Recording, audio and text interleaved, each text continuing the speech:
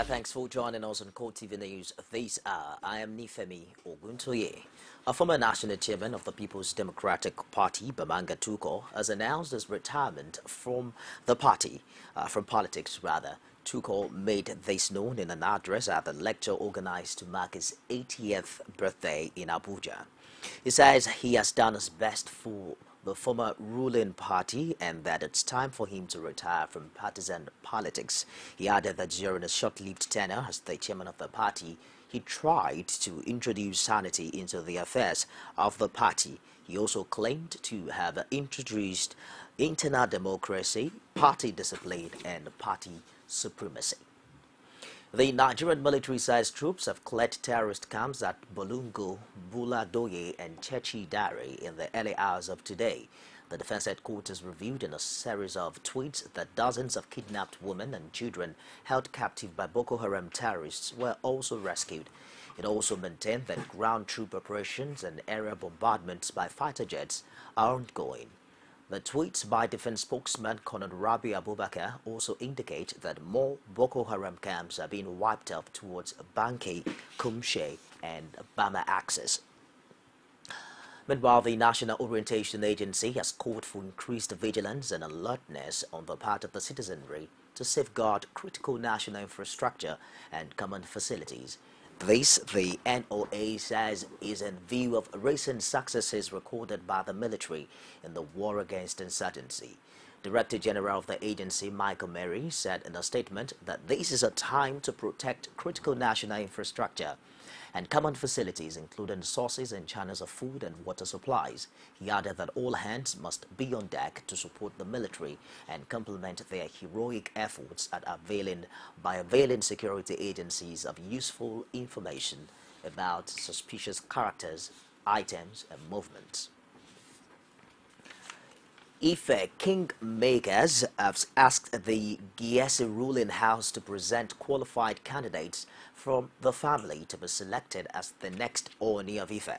The Obalufe of Ife, Solomon Omishaki, who read the address of the 16 traditional rulers of Ife at a press conference held at Ile Odua, said the Kingmakers used the 1980 Ife Chieftaincy Declaration to arrive at the decision to ask Giese to produce the next Oni.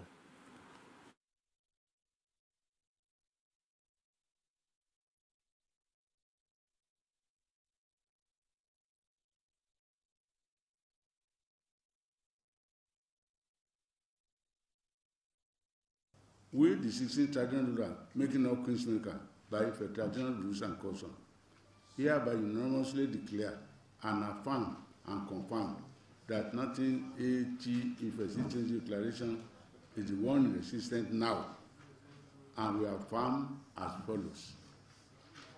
Section 19, subsection A3, that is the term that it is the term of Giese ruling house to present the candidates for the Council of Oni of Ife Chieftaincy. 2. Other 3 ruling houses, that is Oshinkola, Obogu, and Lavugudo, should wait for their turns. 3. No ruling house should be restricted to a particular quarter or area of the town because members of the ruling houses live in different parts of the town. Finally, we hereby enjoy the members of the 4 ruling houses, the townspeople, all religious bodies, men and women in the environment, to please maintain absolute peace. By doing this, the King General will be able to select the best candidate for the Council of Honor. May God grant us peaceful coexistence.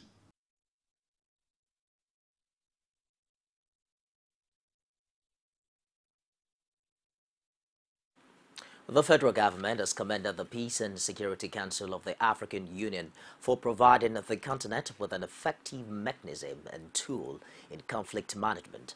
Vice President Yemi Osinbajo San stated this at the opening of a retreat for members of the AU Peace and Security Council and regional economic communities, focusing on the promotion of peace, security, and stability in Africa, holding at the Sheraton Hotel and Towers in Abuja.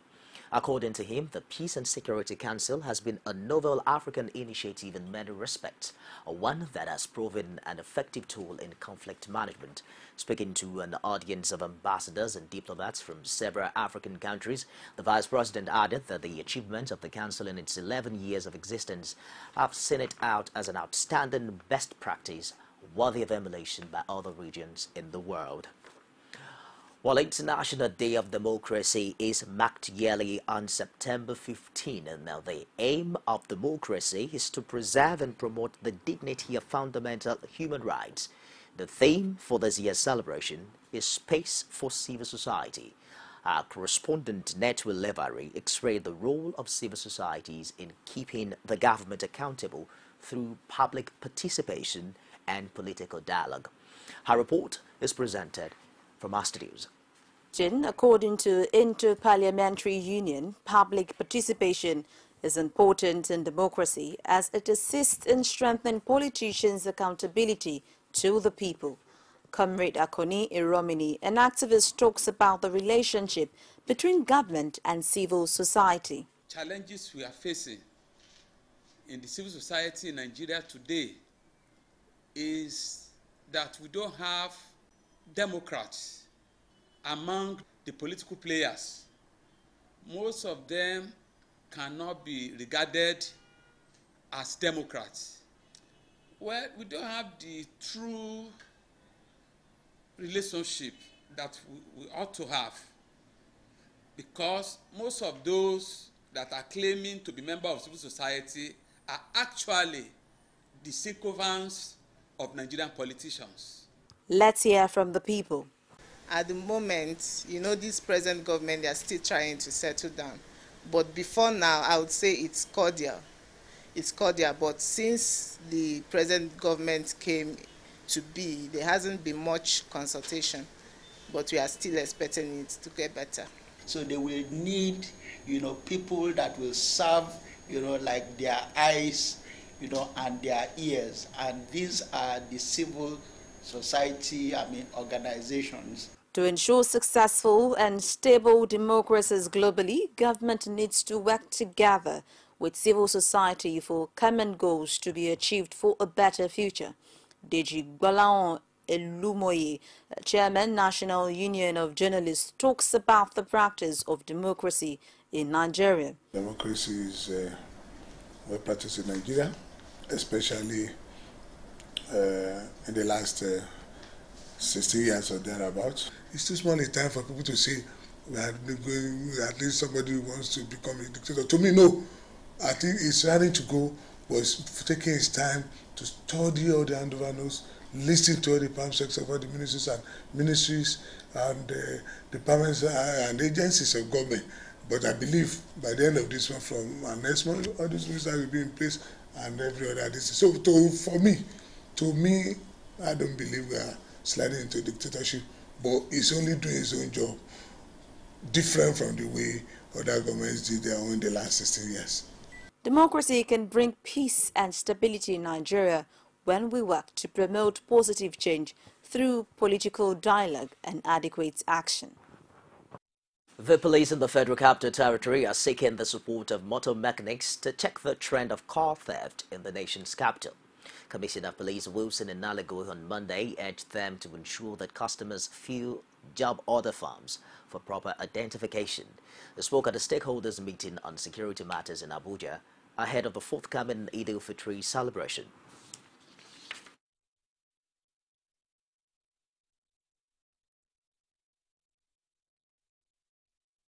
Wherever anybody is changing the color of his vehicle, we need to know why is he changing the color. If his panel beating, was it involved in a road crash? Was any report made to any police station? Because it is an offense not to report an accident. You've got to report the accident.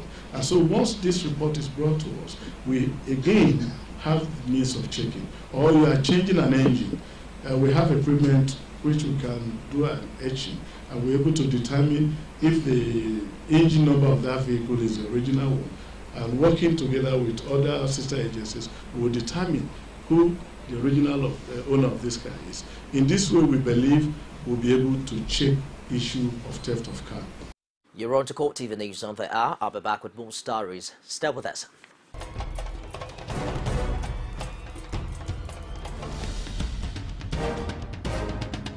This is what the people are saying.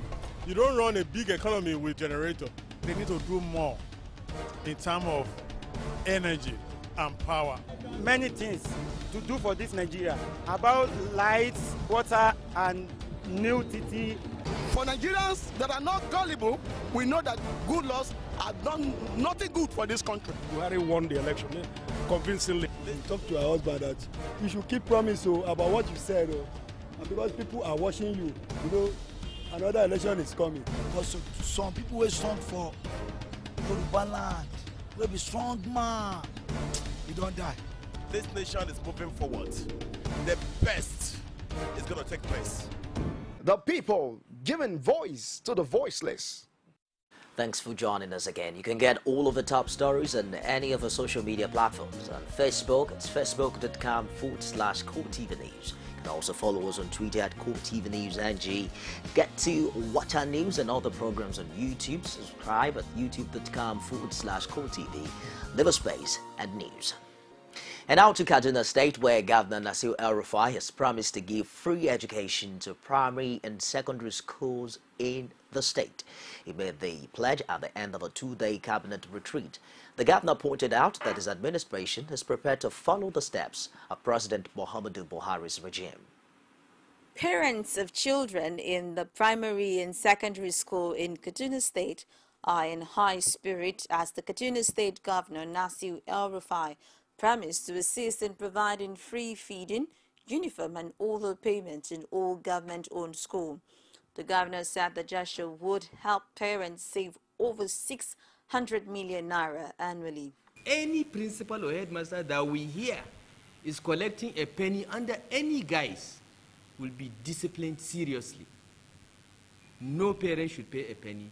Instead, what the state government is doing is looking at ways and means of ensuring that our pupils are comfortable, they have the appropriate learning environment, and even giving foods to encourage them to stay in school. We have all these programs that I've outlined and we'll pursue them, and we're serious about them, and it's our #1 priority. He also spoke on the duties of members of vigilance groups in assisting security agencies in the state. Basic education is free and compulsory. We want every child to be in school, and we'll try to provide those in public schools. Those that choose to take their children to private schools are making choices, and they should live with their choices. If you know that the school you're taking your child is not accredited, doesn't have laboratories, you still take your child, you know what you're doing. We will do our job to the best that we can as a regulatory agency, but we want to apply 80% of our energies on improving public schools. That's what we committed to do. The retreat, which was chaired by the governor, together had all 13 commissioners and special advisors in attendance. Lecturers in the Osun State-owned tertiary institutions stormed the State Assembly to protest non-payment of their salaries in the last 8 months.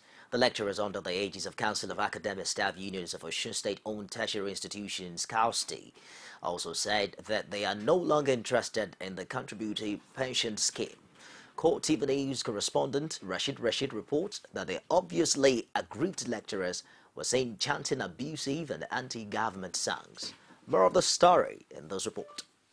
For 3 months now, students in all the 4 tertiary institutions in Osun State have been at home owing to the industrial action embarked upon by their lecturers. Lecturers from the 4 institutions comprising 2 polytechnics and 2 colleges of education gathered in their numbers at the State House of Assembly complex to agitate for the payment of their 8-month salary arrears, among other demands, carrying placards with different inscriptions.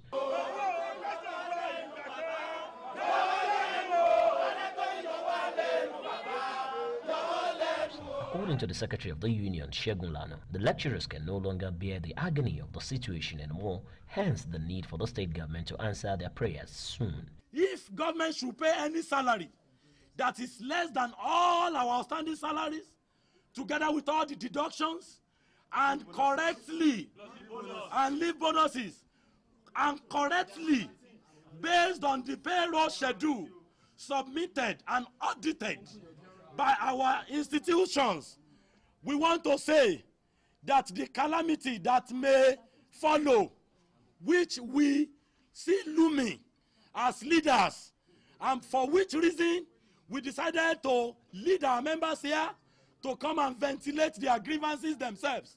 We should not be held responsible. The Chief Whip of the House, Folorun Shobamishayemi, while addressing the protesters on behalf of the Speaker, appealed to them to exercise patience, saying efforts are underway to ensure that demands are met. Now, and if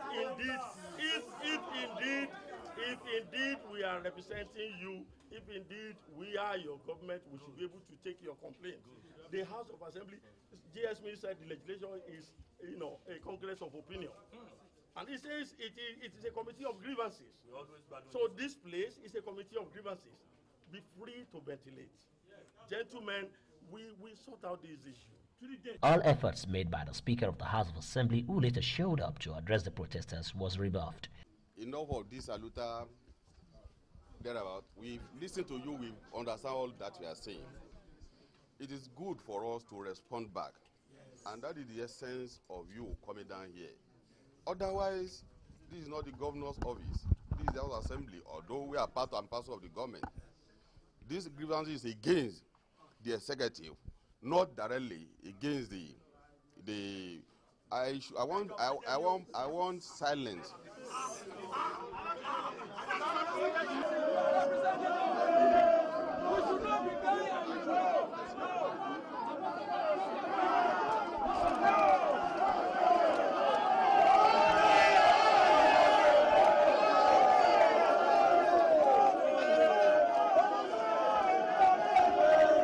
The tertiary workers are no doubt ready for a real battle with the state government. Rashid, CoreTV News, Oshogbo.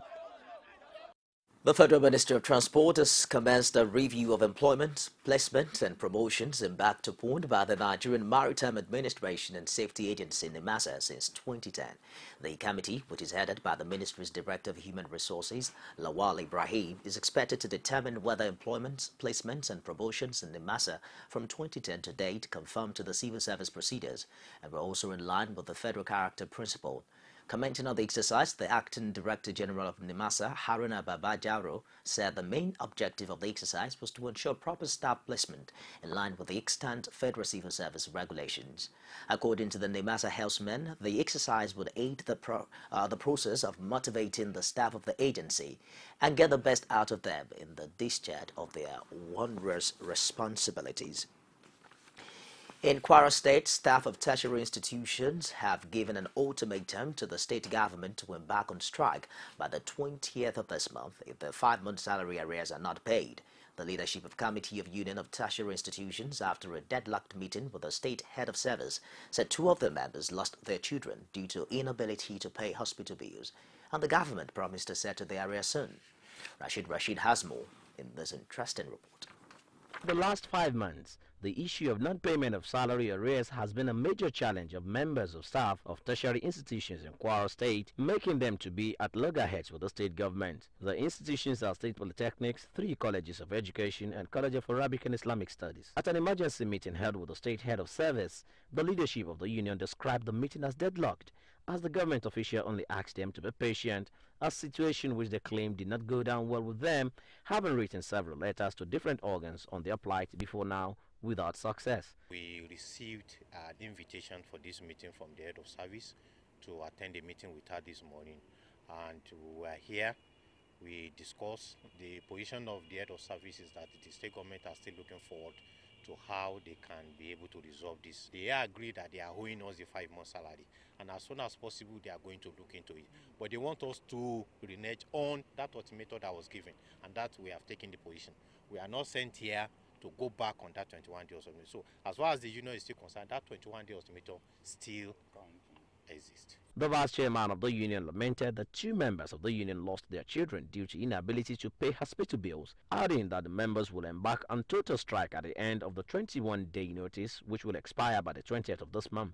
And from what is going on now, we don't see anything. Nothing is forthcoming from the government.